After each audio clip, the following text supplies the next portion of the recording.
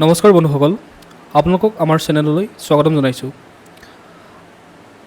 আহক আজি আমি জানো এই সপ্তাহটোত খালী হোৱা কেন্দ্ৰীয় চৰকাৰৰ গুৰুত্বপূৰ্ণ পদসমূহ, কেন্দ্ৰীয় চৰকাৰৰ কোন কোন বিভাগত কিমান পদ খালী হৈছে আৰু কি কি পদ আছে, এই পদসমূহত কেনেকৈ আবেদন কৰিব পাৰি সেই বিষয়ে আমি জানো আৰু কেনেধৰণৰ যোগ্যতাৰ প্ৰয়োজন হ'ব এই পদসমূহৰ বাবে আবেদন কৰিবৰ কাৰণে, সেই কথাসমূহো আমি বিস্তৃতভাৱে জানি লওঁ। ৰেলৱে ৰিক্ৰুটমেণ্ট বোৰ্ডে প্ৰায় ৬,২৩৮টা পদৰ বিজ্ঞাপন প্ৰকাশ কৰিছে। ইয়াৰ লাষ্ট ডেট আছে ২৮/৭/২০২৫। যিসকলে এপ্লাই কৰিম বুলি ভাবিছে তেওঁলোকে অতি সোনকালে এই পদত এপ্লাই কৰিব পাৰে। এই পদসমূহৰ ভিতৰত আছে টেকনিচিয়ান পদ। টেকনিচিয়ান পদৰ সংখ্যা হৈছে ৬,২৩৮টা। তাতে আছে দুটা বিভাগ, এটা হৈছে টেকনিচিয়ান গ্ৰেড 1 য'ত আছে ১৮৩টা পোষ্ট আৰু টেকনিচিয়ান গ্ৰেড 3 য'ত আছে ৬,০৫৫টা পদ। আৰু এই পদসমূহৰ কিছু সংখ্যক পদ আমাৰ গুৱাহাটীতো পষ্টিং ল'ব পৰা যাব, অৰ্থাৎ গুৱাহাটীতো খালী হৈ আছে কেইটামান পদ। সেই পদৰ সংখ্যা হৈছে ১৮৪টা। আৰু গুৱাহাটীত খালী হৈ থকা পদসমূহৰ আছে টেকনিচিয়ান গ্ৰেড 1 ছিংগল য'ত 15টা পদ খালী হৈ আছে, তাৰপিছতে টেকনিচিয়ান গ্ৰেড 3 য'ত খালী হৈ আছে ১৬৯টা পদ। টেকনিচিয়ান গ্ৰেড 1 ছিংগলৰ আপোনাৰ বেচিক পে' হ'ব ২৯,২০০ টকাৰ পৰা ষ্টাৰ্ট হ'ব। তাৰপিছতে technician grade 3 basic pay' start হ'ব ১৯,৯০০ টকাৰ পৰা। ইয়াতে এজ লিমিট আছে। এজ লিমিটটো হৈছে আপুনি ১৮ বছৰৰ পৰা ৩৩ বছৰ বয়সৰ ভিতৰত হ'ব লাগিব। ১ জুলাই ২০২৫ৰ ভিতৰত আপোনাৰ বয়স ১৮ৰ পৰা ৩৩ বছৰ হ'ব লাগিব। ১৮ৰ পৰা ৩৩ বছৰ বয়সৰ ভিতৰত যিকোনো এজৰ হ'লে আপুনি এই পদত এপ্লাই কৰিব পাৰিব। তাৰপিছত টেকনিচিয়ান গ্ৰেড 3ত আপুনি এপ্লাই কৰিবলৈ হ'লে ১৮ৰ পৰা ৩০ বছৰৰ ভিতৰত হ'ব লাগিব আপোনাৰ বয়স, যিটো বয়স ধৰা হৈছে ১ জুলাই ২০২৫ৰ পৰা। অৰ্থাৎ ১ জুলাই ২০২৫ৰ পৰা আপোনাৰ বয়স ১৮ বছৰ পৰা ৩০ বছৰৰ ভিতৰত হ'ব লাগিব। ইয়াতে এজ ৰিডাকশ্যনো আছে। এজ ৰিডাকশ্যন আছে আপোনাৰ OBCৰ বাবে 3 বছৰ, SC STৰ বাবে 5 বছৰ, তাৰপিছতে PWDসকলৰ বাবে আছে 10 বছৰ, PWD OBC NCLৰ বাবে আছে 13 বছৰ, PWD SC STৰ বাবে আছে 15 বছৰ। এই পদসমূহ এপ্লাই কৰিবৰ বাবে আপোনাৰ এডুকেশ্যনেল কোৱালিফিকেশ্যন লাগিব। টেকনিচিয়ান গ্ৰেড 1 ছিগনেল পষ্টৰ বাবে আপোনাক লাগিব বেচেলৰ অফ ছায়েন্স ইন ফিজিক্সত, electronics, computer science, information technology, instrumentation from a recognised university, institute or BSc in a combination of any sub stream of basic streams of physics, electronics, computer science, information technology, instrumentation from a recognized university and institute। অৰ্থাৎ আপুনি technician grade 1 পষ্টসমূহ apply কৰিবৰ কাৰণে আপুনি bachelor of science হ'ব লাগিব, অৰ্থাৎ বিজ্ঞানত আপুনি স্নাতক হ'ব লাগিব। নহ'লে আপুনি 3 years ডিপ্ল'মা থাকিলেও হ'ব। ইঞ্জিনিয়াৰিঙত যদি আপোনাৰ 3 বছৰ ডিপ্ল'মা আছে তেতিয়াও হ'ব। নহ'লে 3 years degree in engineering in the above basic stream. Basic ষ্ট্ৰীমত আপোনাৰ 3 বছৰ ইঞ্জিনিয়াৰিং থাকিলেও এই পদসমূহত এপ্লাই কৰিব পাৰিব। আৰু টেকনিচিয়ান গ্ৰেড 3ৰ বাবে আপোনাৰ যোগ্যতা লাগিব, আপুনি মেট্ৰিক পাছ হ'ব লাগিব, লগতে আপোনাৰ IIT পৰা মেট্ৰিক পাছ লগতে IIT পাছ হ'ব লাগিব টেকনিচিয়ান গ্ৰেড 3ৰ বাবে।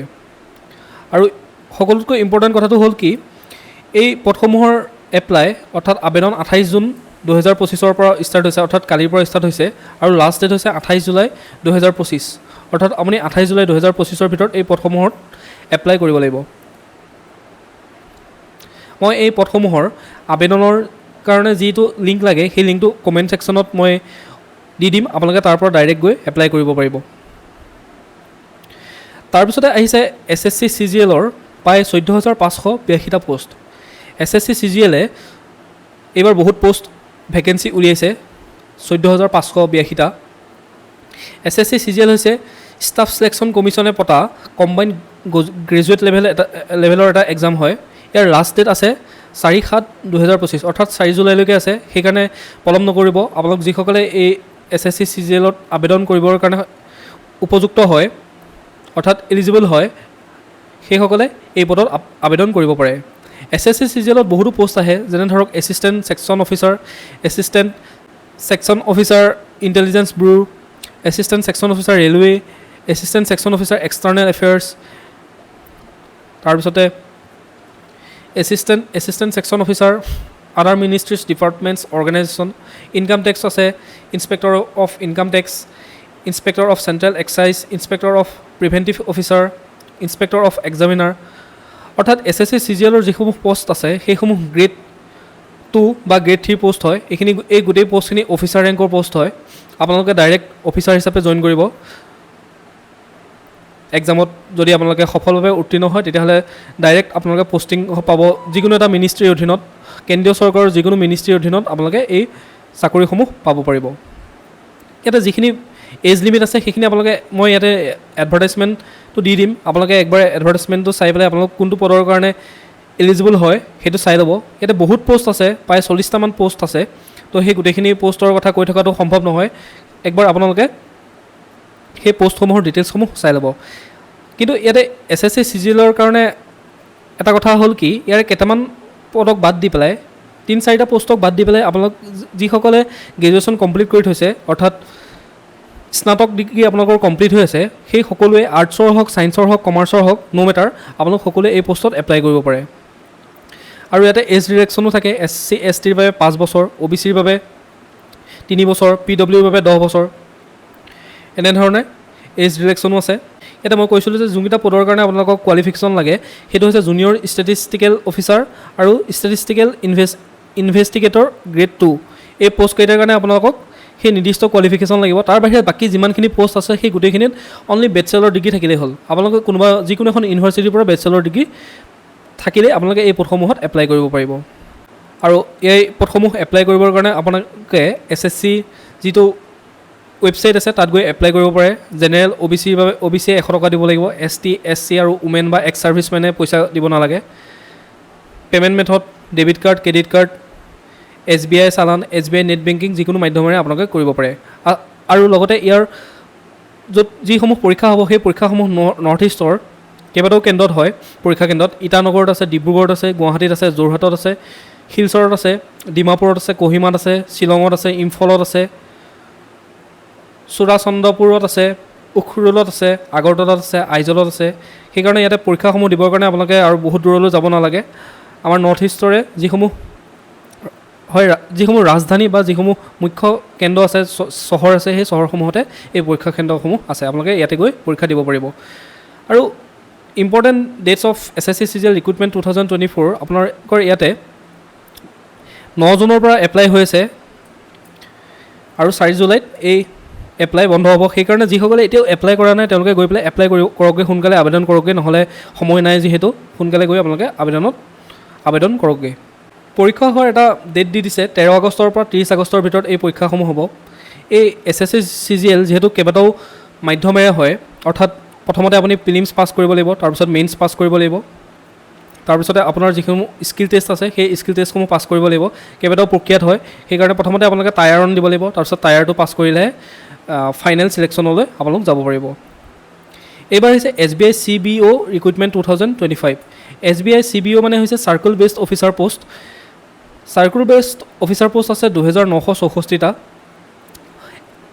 অনলাইন এপ্লাই চলি আছে আপোনালোকে সোনকালে গৈ অনলাইন এপ্লাই কৰক লাষ্ট ডেট যিহেতু পালেহি 30/6/2025 আজি যিহেতু 29 তাৰিখ কাইলৈ 30 তাৰিখ সেইকাৰণে মই ভাবিছোঁ কি আপোনালোকক একবাৰ ৰিমাইণ্ডাৰটো দি দিয়া যাওক যাতে যিসকলে পাহৰি আছে বা এপ্লাই কৰিম বুলি ভাবি আছিলে তেওঁলোকে সোনকালে গৈ এপ্লাই কৰিব পাৰে SBI CBO পোষ্ট আপোনালোকে ভাৰতৰ যিকোনো স্থানতে আপোনালোকে এই পদত পোৱাৰ পাছত আপোনালোকে পৰীক্ষাত উত্তীৰ্ণ হোৱাৰ পাছত যিকোনো ঠাইতে আপোনালোকে নিযুক্তি পাব পাৰে আমাৰ নৰ্থ ইষ্টত ইয়াৰে 130টা পদ আছে আপুনি যদি নৰ্থ ইষ্টত চাকৰি কৰিম বুলি ভাবিছে তেন্তে নৰ্থ ইষ্টতো পদ আছে চিন্তা কৰিব নালাগে 130টা পোষ্ট আছে আপুনি তাতে এপ্লাই কৰিব পাৰে ইয়াতে বেচিক পে ষ্টাৰ্ট হ'ব আপোনাৰ 39,480 টকাৰ পৰা 39,480 পৰা আপোনাৰ 85,920 টকালৈকে আপোনাৰ দৰমহা হ'ব